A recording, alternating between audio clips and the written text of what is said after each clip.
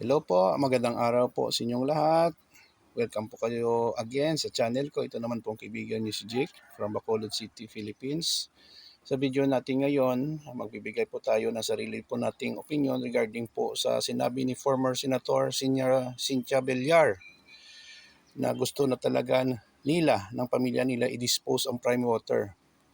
Marahil po, halos lahat ng mga consumer ng prime water dito sa Pilipinas ay maraming reklamo sa kanilang hindi magandang serbisyo.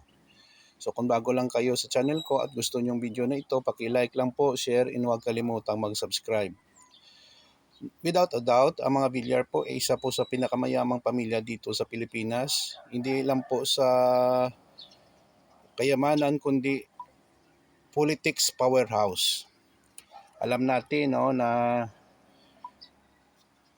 mga anak ni Manny Villar ay nandiyan na sa politika. Si Camille Villar, senador natin, Senator Camille Villar at Mark Villar. Sa isang panayam sa Billionaire News, sinabi po ni former Senator Cynthia Villar, take note na talo po siya sa eleksyon sa mayor doon sa Las Piñas. Hindi ko nga alam kung anong dahilan, baluarte nila, pero natalo siya. Na gusto talaga ni Manny Villar na i-dispose na yan ang prime water kasi ginagamit lang panira sa kanila, sa kanilang mga kalaban sa politika. At isa pa, according kay former Senator Cynthia Villar, hindi naman daw malaki ang kanilang kinikita sa prime water. Pero kumikita sila, hindi naman sila nalulugi. Alam nyo guys, kahit dito sa Bacolod, ang aming water provider dito is prime water. Before Basiwa, ngayon prime water. Ganon din ang problema, Walang tubig. Minsan, sa tawag nila iced tea kasi ang dumi ng tubig na lumalabas sa aming mga gripo. At schedule pa. May sinasabi din si former Senator Cynthia Villar na may mga lugar talaga na medyo mahirap talaga, ang tubig, especially doon sa Bulacan, Pero hindi naman 'yon alibay, or just to justify ang kanilang poor service ng kanilang company.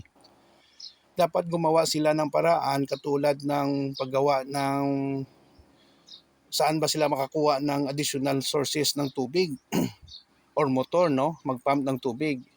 Kaso lang, alam naman natin, ito po ay isang business, private enterprise. Ang main goal po dito ay maximize profit, lesser ang tinatawag na expenses. Yun naman po ang goal ng isang negosyo. Hindi naman po sila pumunta mag-invest sa isang negosyo na ang plano nila ay malugi. So sino nagsasuffer? Tayo na mga konsumidor. So mabuti naman at nagsalita siya at acknowledge naman ni former Senator Cynthia Villar ang kakulangan ng kanilang mga serbisyo.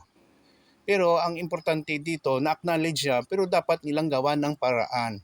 Kaso, ang gawan paraan, it means gagasto sila ng million or even billions of pesos para ma-improve ang quality ng kanilang serbisyo sa kanilang mga konsumidor ng prime water.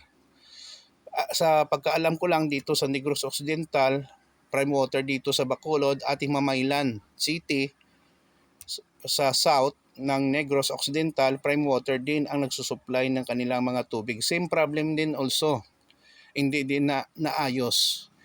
Dagdag pa dito ang mga illegal connection ng mga tubig, pagnanakaw ng tubig, yun din ang isang malaking problema. But kung nagninegosyo ka, gusto mo talaga mabigyan ng magandang serbisyo ang konsumidor mo, dapat you find ways, mag-invest ka, gumastos ka, at pakinggan dapat ang mga hinain ng inyong konsumidor ng inyong serbisyo.